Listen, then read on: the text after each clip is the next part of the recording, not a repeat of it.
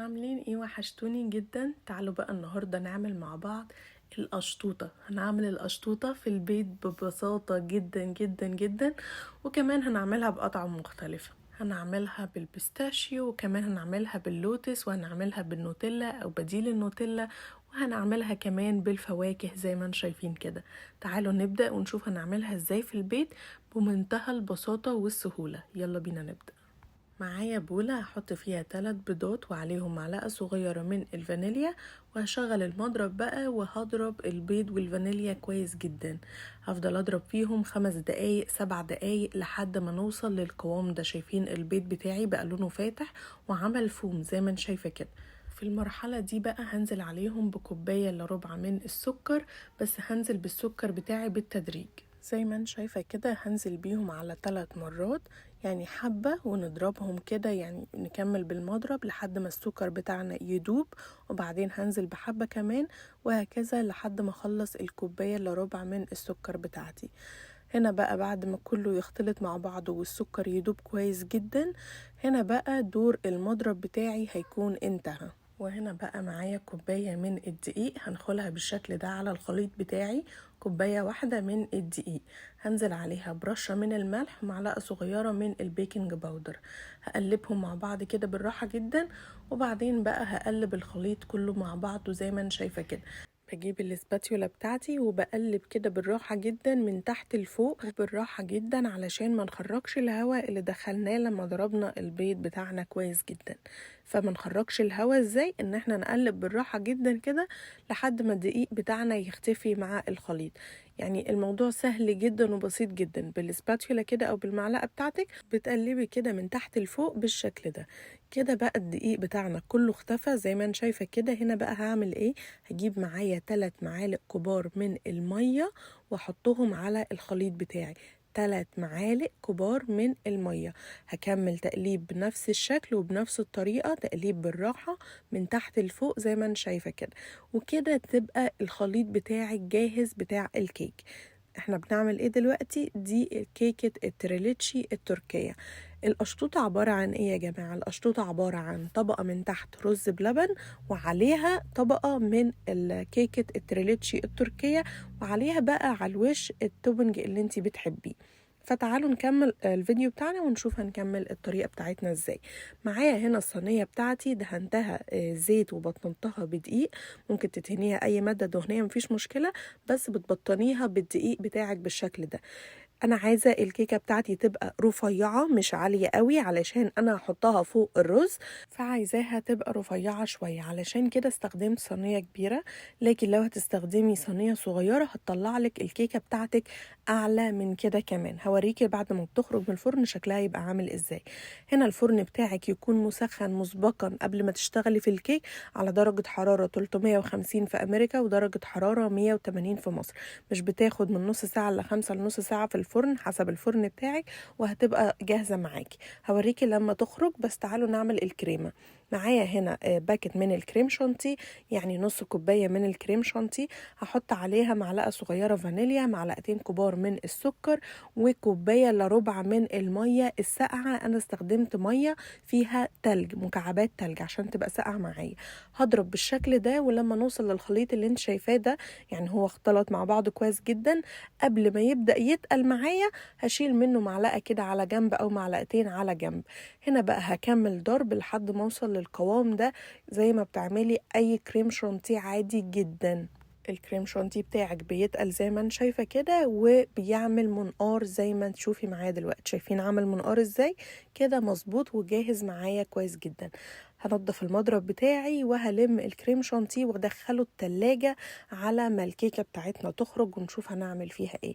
هنا الكيكة بتاعتنا كانت خرجت من الفرن. تعالوا نختبرها كده ونتأكد ان هي مستوية. شايفين؟ نظيفة ما فيهاش اي حاجة، مستوية ومظبوطة معانا. هسيبها بقى تتهوى او تبرد شوية، يعني ربع ساعة ولا حاجة. ومعايا هنا كوباية ونص من الحليب او اللبن. هحط عليهم ربع كوباية من كريمة الخفق، وكمان حطيت عليها معلقة كبيرة من السكر وهقلبهم مع بعض كده.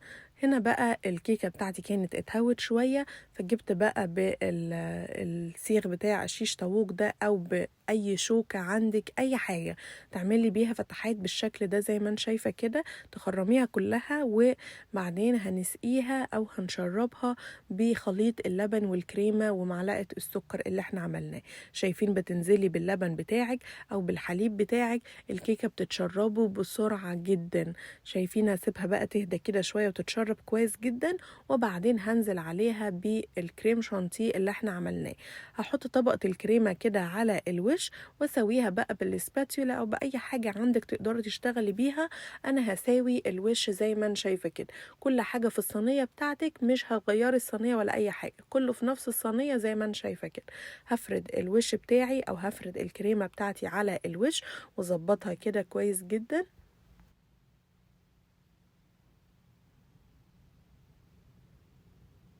بعد ما ظبطتها كده هجيب بقى منديل واشيل اي زيادات كده على الطرف او على الحافة بتاعة الصينية، نظبط شكلها يعني نمسح اي زيادات بالشكل ده كده. ممكن تسيبيها زي ما هي كده، ممكن تعملي زي ما انا عملت خطوط على الوش زي ما انت شايفة كده، بس بمشيها وبعدين بتعمل معايا الخطوط زي ما انت شايفة بالشكل ده. وهشيل برضو الزيادات اللي من تحت كده واظبط الصينية بتاعتي وادخلها بقى التلاجة، اغطيها وادخلها التلاجة شوية وهطلعها بقى على التقديم.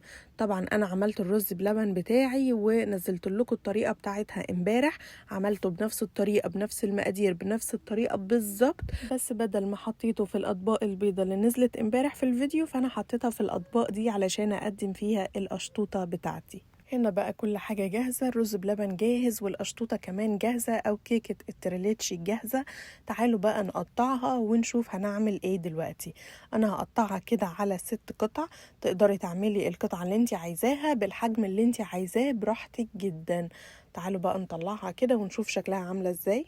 طبعا يعني اول قطعة مش بتطلع مظبوطة قوي علشان اول قطعة بتطلعيها من الصينية، بس شوفي تاني قطعة كده شكلها عاملة ازاي، جميلة جدا. حطيت بقى القطع الكيك التريليتشي بتاعي على الرز بلبن زي ما انت شايفة. وتعالي بقى نشوف ايه التوبنج اللي احنا هنعمله من فوق.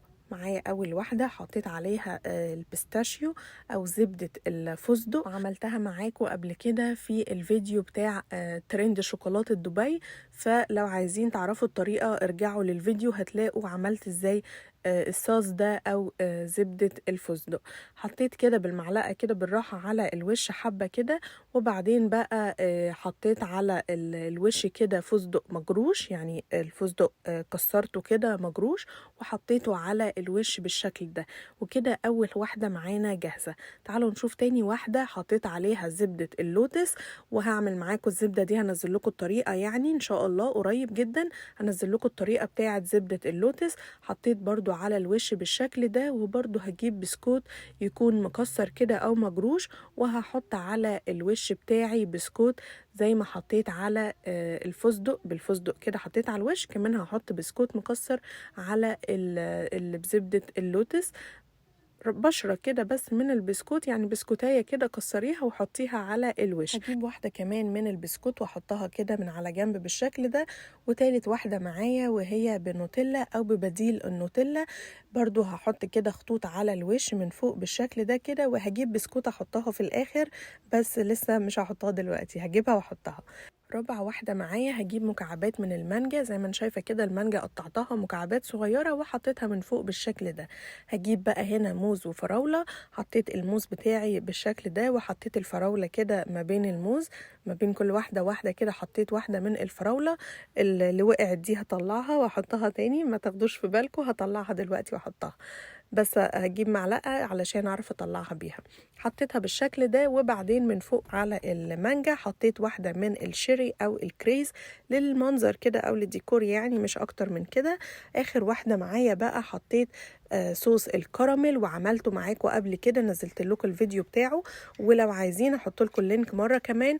حطيت صوص الكراميل على الوش بالشكل ده. وعايزه اقول لكم ان انا نزلت لكم قبل كده كيكه التريليتشي التركيه، كلها كانت معموله بصوص الكراميل بنفس يعني الشكل الاخير اللي انا بعمله ده، كانت الكيكه كلها بنفس الطريقه دي. ومعلقتين الكريم شانتيه اللي شلتهم في البدايه خالص بحطهم كده في كيس حلواني او في قمع يعني، وبعمل بيها خطوط بالشكل ده.